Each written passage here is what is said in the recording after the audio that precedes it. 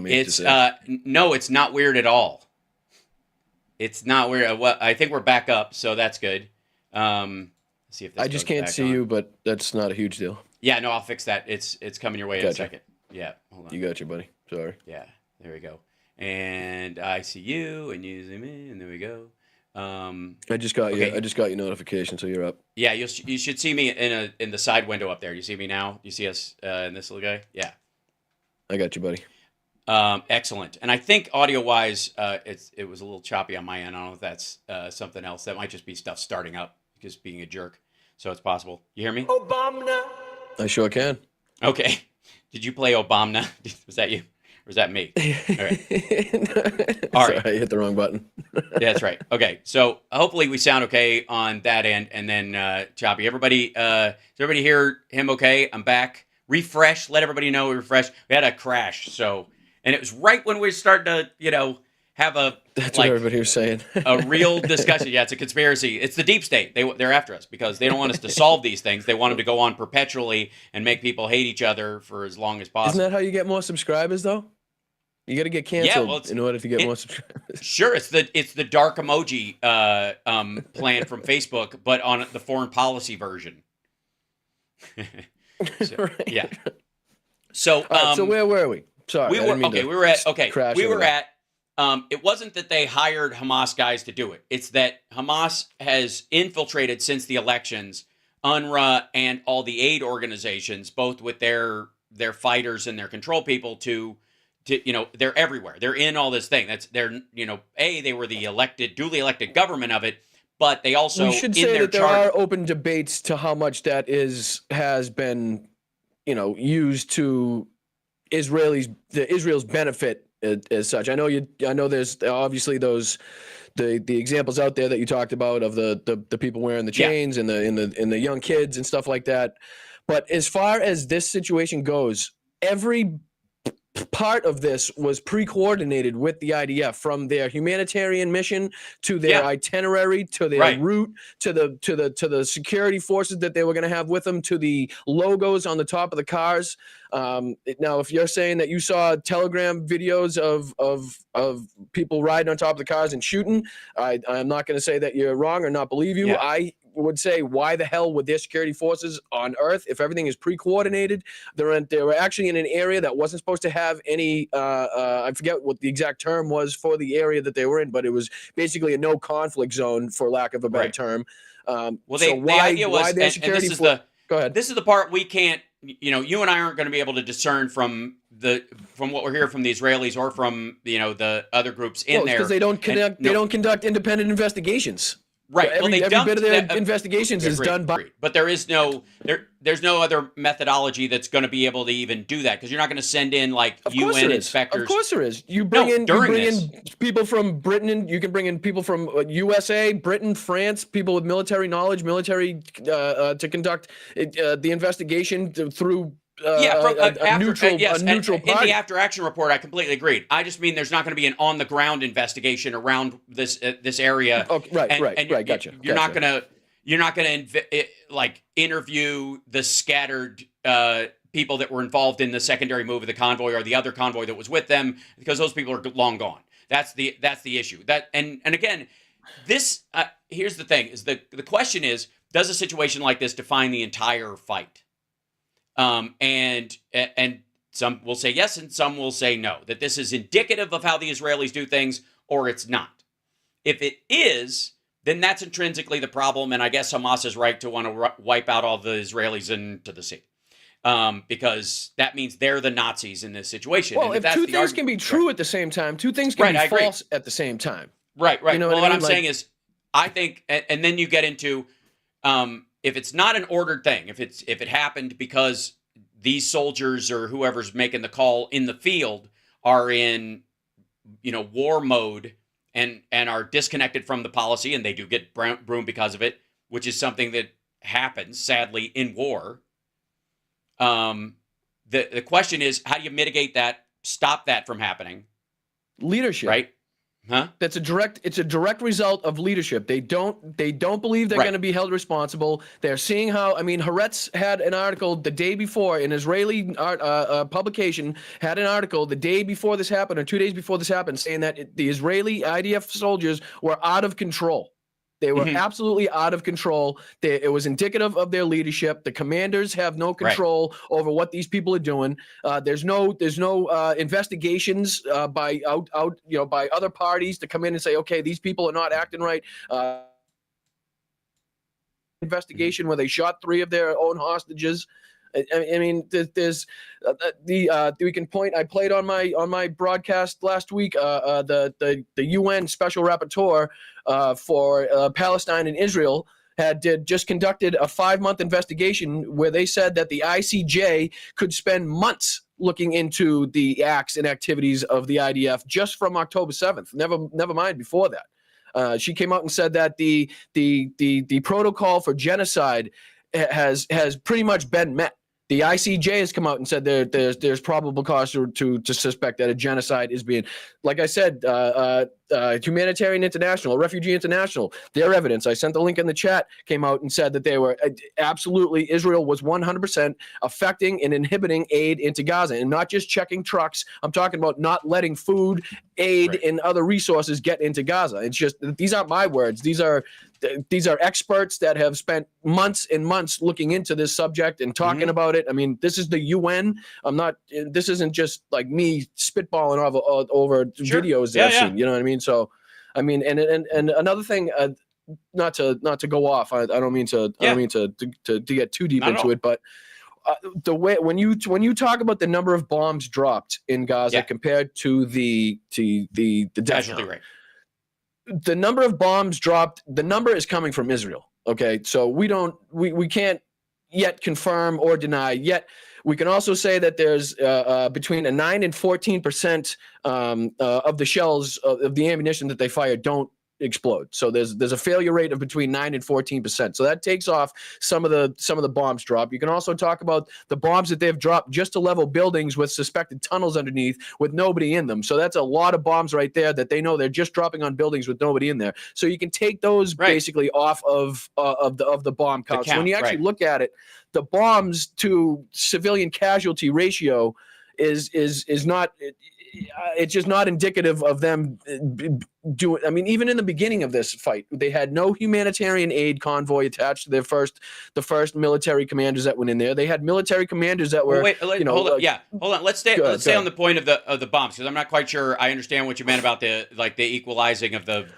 Well, because you're talking about the amount of bombs dropped is higher than the casualties. So you're saying, basically what you say on there is if they're basically trying to attempt a genocide, they're not doing a very good job, is kind of your point. When in actuality, it's 2024. You can see by the drone strike of the World Central Kitchen, the people, the society is not going to accept just a flat out genocide, and Israel knows that.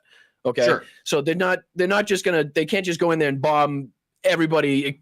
Just like you said, if they wanted to commit a genocide and take out everybody, they can't just do it, because obviously the international community they have the won't capability. stand for that. They aren't. Well, because they know exactly what would happen. They would lose international support. Even still, like the Israeli people, in large part, don't support the idea of genociding the entire Palestinian people in Gaza. Like, right, which is why they're not fond of Bibi Netanyahu, who seems to he does have that objective.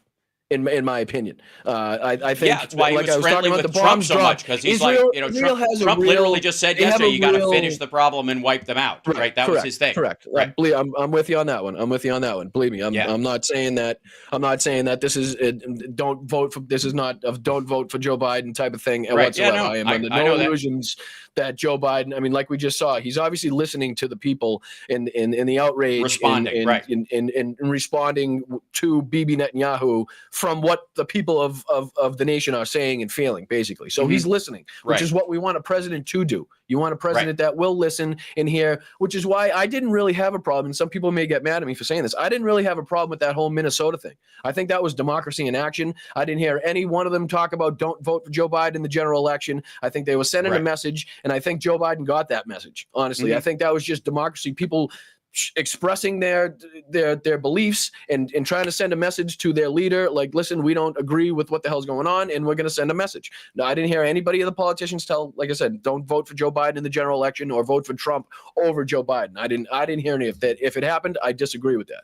But right. I think he's listening, and I think it's happening. But what I was saying is, I think Israel has it benefits them to say they've dropped more ammunition, because that means the bomb to civilian death count is in their favor. You know what I mean? So in the fog of war, like you said, we can't believe either side right off the bat, which is why we need independent journalists, which Israel, again, have not let into Gaza, so we could actually get independent reports of what's going on, maybe get more clarity on IDF activity, and if it is happening or if it isn't happening, what is going on with these tunnels, if these tunnels exist and the command centers exist, if they don't exist, that would be hugely beneficial. But you look at 125 journalists have now been killed in this conflict, which is far more than in Ukraine, even thought about in the Ukraine, the brutal invasion of Ukraine, I should say. I mean, that's it's crazy to think how many journalists have been killed. That just goes to show, in my opinion, how dangerous the situation is and how reckless both sides have been, let's say.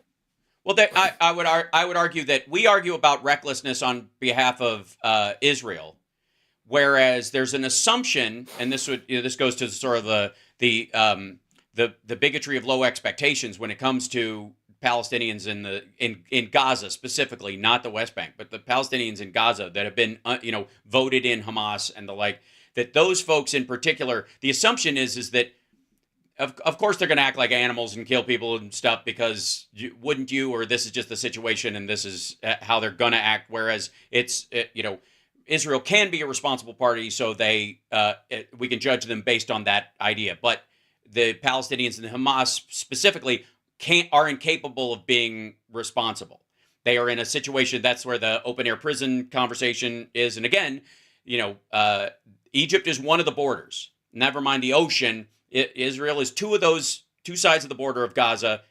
Egypt is the other, and Egypt enforces their border as strongly as Israel does. And the food that's coming in, that's being checked, Egypt pushed back against them being the launch point. The Israelis don't want to do it because they don't want a porous border right now with Hamas after October 7th. That's sort of understandable. But the Egyptians, nobody's quite sure. That's why we're building a floating pier. That's why the United States is coming in via the ocean, not through Egypt. Because if we go in through Egypt, and we're seeing, and this is a big problem that Egypt has, that they made a deal with Hamas essentially half a decade ago. You don't fuck with us. You can enforce that border, but don't mess around with us or whatever, and we won't turn the Iranian guard on you, and that because they're throughout Egypt, and that's what Egypt's worried about. They like Lebanon or like Jordan rather. They're a relatively secular Islamic society, and they got a lot of outreach, they got a lot of tourism, they got a lot of industry with the rest of the world. Unlike Lebanon, unlike the Palestinian territories. And so there's a distinction between how they act and how they don't. And so we are not bringing aid in specifically as the United States through that checkpoint. We're going in through the ocean because of how Iranian fighters in Egypt will view U.S. troops and people and direct people in that area, right? That's the other, that's why. I mean, there's so much strategic forever war shit about this that's ongoing that is always a moving part. Jordan is always a moving part of the West Bank. Used to be Jordan. It was Transjordan. It was when the new lines were drawn, it was initially Jordan. They're like, we don't want to be Jordan. We want what's called Israel back. So they broke away, and that's where that fighting started. Gaza was a strip that was managed by Egypt after the Sinai War and all that kind of stuff, and it's been back and forth, and it's been changed hands a couple of times. And this, in the historical sense, we're definitely on top of it, and we're alive and grown adults while it's happening. But the 6-Day War and all these other moments around that area were equally as brutal, and it had been a continuation of this particular fight. The question is, how do you get to a two-state solution? I think you can't get there with Bibi Netanyahu. I think that he's got to go. We have no control over that, but I think that was where even the Israelis were going that direction before Oh, this shit absolutely, happened. without a doubt. Right. And it's only gotten, and the opposition has only gotten stronger in Israel to Exactly. his act. Which I mean, is even down to the family of the hostages themselves disagree with the way the IDF and Bibi Netanyahu is conducting this operation. They have shown zero regard for their own hostages in this situation, but they don't. It amazes me. It really does amaze me. And I kind of stayed quiet for probably to my detriment, I'll say, for a few months after this, because the horrendous acts of October 7th really struck a nerve in people. It really did. It really was horrendous. It was unjustifiable. It was absolutely an act of terrorism in my view, and it really had an effect on people. And in the parlance of we've been speaking about, it was a war crime. Correct. Absolutely, without a doubt, 100%. And after that, I kind of had the same feeling that everybody else had. Okay, Israel absolutely has a right to defend their territory and to defend their citizens. As soon as this thing started, though, I could tell it was not going to go well, and that the support for Israel, I said this in the beginning, I don't know if I can find a clip or a TikTok, whatever the hell I said, it doesn't even matter. Sure. But I said that if this was to continue the way it did, and this was in the early days, that Israel would absolutely lose support of not only the United States, but the entire international community. Because when you, like you said, when a developed nation with one of the most sophisticated militaries on earth goes into a heavily populated area where they know combat is going to take place, you usually attach a humanitarian what do you call it, group or whatever to the first people in there, so that they can start taking care of the civilians that are going to be displaced. That didn't happen. Right. None of that happened. Commanders were handing out their own food and MREs and whatever the hell they had to try to get people and God bless them for doing that. God bless the commanders that stepped up and were doing that shit. But the majority didn't, and they had no guidance. They had no, like I said, humanitarian mission set up to help the people. They've moved them from one section to the next section. I mean, another thing. I mean, what do you say about the UN rapporteur report that says that war crimes have been committed? That it's pretty much almost like just at the point where you can no longer say it's not a genocide, or the fact that the humanitarian rights organizations have found that Israel is stopping at somehow, some way, aid into getting to Gaza to these people. I mean, I'd like to hear what you think about those specific things, because I know we can talk about points on either side all day long. You know what I mean? Right. So we'll go over a couple of these. And if I'm a real pain in the ass, the lady's name is Francesca Albanese. If you type that in, I'm sure you can pull up the video, the clip of her talking about. You don't have to. I'm just saying that if I'm a pain in the ass. Yeah, no, but like I said, I understand. You don't so a couple of the things. This is October. Yeah. Okay. So in October, there was a report that there were 28 aid trucks set to go into Gaza, and that 8 of them were stalled. Or no, 8 of them got through. 8 got through, and the rest were stalled. And this was, reported on for this is the 24th of October. By October 24th, and this is kind of to your point. After October 7th, by the 24th of October, aid trucks were moving into Gaza to deal with the population movement there. But within weeks of October 7th, this was already happening. And again, say what you will about like the resources within Gaza or the food that's available and all that kind of stuff. It's sort of an unknowable. And again, there's all these like videos that people are pointing to that were on beforehand about like the beautiful houses in Gaza and the cars and all that kind of stuff that were there before October 7th and before the attack that returned it and all this kind of stuff. You and I've never been there. You've never been there, but it's hard to balance out that reality versus that. And the internet is not a window. But that said, 8 of 20 trucks made it through October 24th.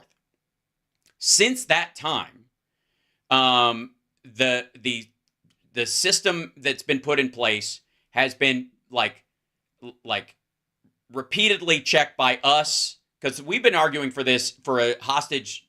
The hostage exchange being involved in the ceasefire since the very beginning. That's crucial to our argument. It's why we vetoed the thing in the UN. It's why we abstained in one other sense, because the hostages were not made part of that conversation. Hamas was like, well, we want a ceasefire, but we want to keep the hostages. And they're like, nope, that's not how it works. We got to at least start returning some of them, especially the women and children. I don't know, again, as if like men are initially permanently guilty, but that's how we understand it. That is the inverted patriarchy of war hostages, I suppose. But in that, we've argued the hostages always have to be a part of that. The United States has, Blinken has, and we were able to do some of it, right? And then it broke down again. Why did it break down? Broke down because Hamas started ghosting the negotiations and refused to keep. They didn't want, it was like, for every day you release more people, we'll extend a couple more days. They stopped releasing people. That's why. That's what it made it fall apart. So we went there. Everybody goes back to the drawing board again. That's where we are right now. That's what the back and forth with Qatar's been. That's the back and forth with Anthony Blinken. That's what the UN, vote has been about. And it's about getting this specifically, getting a specific vote, on the ceasefire entails the hostages, right? It's a very hard sell, even, like across the when world. Bibi Netanyahu is going out there and saying as much as it doesn't matter if a treaty is signed, what decree or a hostage release, they're going into Rafah. He pretty much stated that it didn't matter what the hell happened in the meantime, whether it was a treaty signed, a decree signed, or any hostage released stated by Hamas. He was going into Rafah. So right there, that tells me that the hostages aren't the number one focus of at least Bibi Netanyahu. It very well may be of the IDF and the majority of the commanders of the IDF.